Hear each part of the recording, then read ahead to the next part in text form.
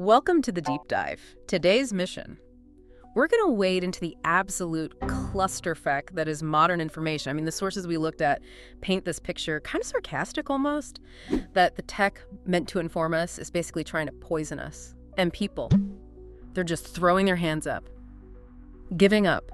It's genuinely absurd, isn't it? You've got like all the world's knowledge technically at your fingertips, but then the AI is just hallucinating totally ridiculous answers, making stuff up. And at the exact same time, the news industry is spinning into what they're calling an existential crisis. Yeah. Which naturally leads everyone else, the public, to just tune it all out. So yeah, let's unpack this beautiful mess. Okay, yeah, let's do that. Kicking off with the AI itself, Google's big rollout of AI overviews. Whew, boy. That was quite the spectacle. The fails went viral almost instantly. Oh, totally. And not just fails, like bizarre stuff. Yeah. Stuff that made you wonder who's minding the store. We're talking advising people to eat rocks. Eat rocks. Yeah. And the source for that, get this, The Onion, a satire site. You can't make this up. What else? Oh, there's the gem about adding non-toxic glue to pizza sauce. Yeah. For texture, apparently. There's glue on pizza. Okay. So the public reaction was predictable. Immediate ridicule.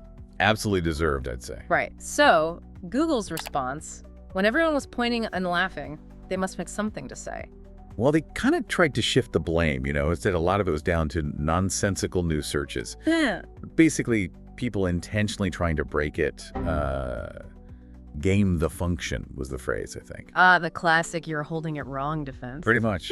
They also admitted they had to limit satire and humor content from being included, which is telling. It's like saying, oops, our super smart AI can't actually tell a joke from like potentially harmful advice. Yeah, no kidding. So while the AI is busy suggesting rock-based diets, it's also simultaneously destroying the news business. That's the other side of this coin, exactly. It brings us to this whole Google Zero threat. Publishers are frankly terrified because these AI overviews, they summarize everything right there on the search page. Meaning, nobody clicks the link to the actual news site anymore. Precisely. Why would you if you think you've got the answer? So that referral traffic, which is vital for revenue, it just dries up. And we're not talking small drops here. The numbers are pretty stark, right? Yeah.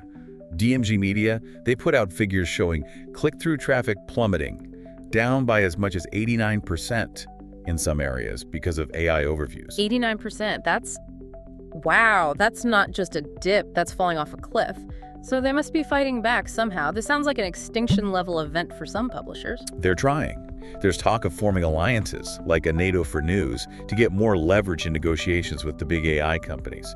And there's a big legal push, too, trying to stop AI developers from, just scraping or plundering all their copyrighted articles to train the AIs in the first place. Right. Stop feeding the beast that's eating you. Makes sense. Okay, so the industry is in panic mode, fighting for survival. What about the humans in this equation? The actual readers, the consumers? How are people dealing with this? Information, chaos, and AI absurdity. Well, the reaction seems pretty clear and maybe quite sensible, honestly. People are just checking out. News avoidance is hitting record highs globally. We're talking 40% of people across dozens of countries now saying they actively avoid the news, at least sometimes. That's up significantly from like 29% back in 2017. 40%. Wow. And why? Is it just information overload or something else? The main reasons cited are pretty concerning. People say the news just tanks their mood, it causes anxiety, dread, and specifically, there's just so much coverage of war and conflict. Right. It's leading to actual acute stress symptoms. For some, it's visceral. So it's not just, the news is boring or it's biased. It's actively hurting people's mental health. They feel worn out. Exactly. It's a defense mechanism. So people are putting up what the reports called guardrails. Things like, okay, I only check the news maybe once a week. Or turning off all the push notifications, avoiding graphic images, consciously limiting time spent scrolling news feeds. And is that seen as healthy, or are people just burying their heads in the sand?